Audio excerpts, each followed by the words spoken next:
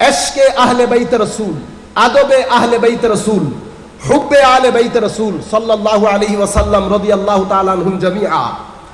এরপরে আদবে সাহাবায়ে কেরাম, এশকে সাহাবায়ে কেরাম, হুব্বে আসহাবে রাসূল সাল্লাল্লাহু আলাইহি ওয়াসাল্লাম রাদিয়াল্লাহু তাআলা আনহুম জামিআ। এরপরে আদবে আউলিয়া সালেহিন। এই চারটা জিনিস যেই পাত্রের মধ্যে থাকে সেই পাত্রের আকীদা শুদ্ধ আকীদা। আমরা আপনারা আল্লাহর দরবারে শুকরিয়া আদায় করি যে আল্লাহ রাব্বুল আলামিন আমাদেরকে কোনো কষ্ট করা ছাড়া এই আকীদা দান করেছেন। আমাদের এই যে এই আকীদা আমরা মা বাবার মাধ্যমে, মসজিদের ইমামের মাধ্যমে, এলাকার মাধ্যমে আমরা পেয়েছি।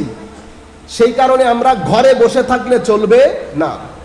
আমাদের একটা জিম্মাদারি হচ্ছে সময়ের চাহিদা অনুযায়ী এই আদবে রাসূলকে পরবর্তী প্রজন্মের কাছে দিয়ে দেওয়া, ভাইরাল হওয়া না। বুঝতে পেরেছেন? আমাকে পরবর্তী প্রজন্মের কাছে আমার এই প্যাকেজ অফ আকীদা পৌঁছাইতে হবে। কিভাবে পৌঁছাবেন?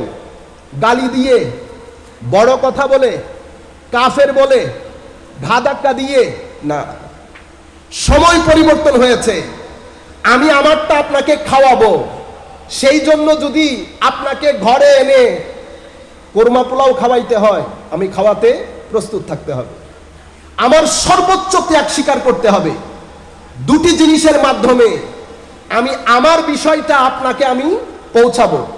একটা হচ্ছে ইলম এবং হিকমা, ইলম এবং হিকমা, নলেজ এবং বায়ান, যুক্তি। কিসের মাধ্যমে? জ্ঞান এবং যুক্তির মাধ্যমে, নাম্বার 1। নাম্বার 2 হচ্ছে আখলাকে মুস্তাফার মাধ্যমে। নাম্বার 3 রাতের সিজদার মাধ্যমে। তিনটা জিনিস যদি না থাকে, কয়টা জিনিস? তিনটা। ইলম এবং হিকমা তথা নলেজ এবং যুক্তি। যুক্তি যখন আমি দেব, আমাকে বুঝতে হবে আমাদের বর্তমান প্রজন্মকে কনভিন্স করার জন্য কোন অ্যাঙ্গেল থেকে কথা বলতে হবে। যদি না করি তাহলে আমি এইরকম মাহফিলে যদি 10,000 খিতাবও করি, কোনো কাজের কাজ কিছুই হবে না। কালক্ষেপণ হবে। আপনিও আসলেন, আমিও আসলাম, আমাদের নিয়তের উপর বেস করে আল্লাহ অবশ্যই সওয়াব দান করবেন। আমি সওয়াবের কথা বলছি না, আমি পরিবর্তনের কথা বলছি। কারণ এটা আমার জিম্মাদারি। কারণ আমার মা বাবা সুন্নি, আল্লাহ আমাকে সুন্নিদের ঘরে জন্মগ্রহণ করার সুযোগ দান করেছেন। এটা যে কত বড় নেয়ামত।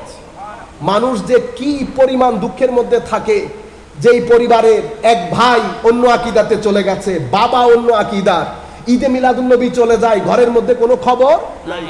আপনারা জানেন ঘরগুলো আস্তে আস্তে মুর্দা হতে চলেছে। আপনাদেরকে আমি ওয়েক আপ কল দিচ্ছি, ওয়েক আপ। আপনারা জাগ্রত হন, আপনাদের ঈমানের মধ্যে জ্বালা ধরিয়ে দেন। আমি চাচ্ছি আপনাদের ভিতরের মধ্যে জ্বালা ধরে যাক। আপনাদের এশকে রাসূলকে সত্যিকার অর্থে এশকে রাসূলে পরিণত করেন। করতে কি হবে? তিনটা জিনিসের মাধ্যমে আপনি বিপ্লব সাধন করতে পারবেন। একটা ইলম, কারণ এই যুগ জ্ঞানের যুগ, এই যুগ যুক্তির যুগ। জ্ঞান এবং যুক্তি দিয়ে যদি কথা বলতে না পারেন, দুইটা ট্যাগ আপনার গায়ে লাগবে, হয় মূর্খতার নাইলে উগ্রতা, হয় মূর্খতার নাইলে উগ্রতা। আপনি যদি মূর্খতা এবং উগ্রতার ট্যাগ না চান, আপনি যদি জাতিকে জানাতে চান যে আমার পেছনে 1400 বছরের লেগেসি আছে, আমার পেছনে ইমামে আজম দাঁড়ানো, পেছনে বলতে ওই পেছনে বলছি না, ব্যাকআপ বলছি, আমার পেছনে ইমাম আশআরি মাতুরিদি দাঁড়ানো, 4 মাযহাবের ইমাম দাঁড়ানো, হাদিসের ইমাম দাঁড়ানো, ইমাম জুয়াইনি দাঁড়ানো, ইমাম বাকিল্লানি দাঁড়ানো, ইমাম ইবনে ফৌরক দাঁড়ানো, ইমাম গাজালি দাঁড়ানো, হুজ্জাতুল ইসলাম।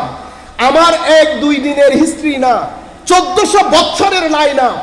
আমার ইতিহাস জ্ঞানের ইতিহাস, আমার ইতিহাস যুক্তির ইতিহাস। জ্ঞান জগতের মধ্যে প্রতি শতাব্দীতে যারা বিপ্লব রচনা করেছেন প্রত্যেকে আমার প্ল্যাটফর্মের লোক। কেউ উগ্রতা দেখায় নাই, কেউ অজ্ঞতা দেখায় নাই, কারো গায়ে অজ্ঞতার সিল ছিল না। লাখ আপনি দ্বিমত পোষণ করেন, আলা হযরত কি বলেছে দ্বিমত পোষণ করেন, কোনো অসুবিধা নাই, কিন্তু আলা হযরতকে আপনি মানতে বাধ্য হচ্ছেন কেন? ইলমি শখসিয়তের সামনে আপনি যখন আলা হযরতের একাডেমিক লাইন আপ দেখেছেন, আপনি মাথা তুলে দেখতে দেখতে মাথার টুপি নিচে পড়ে গেছে।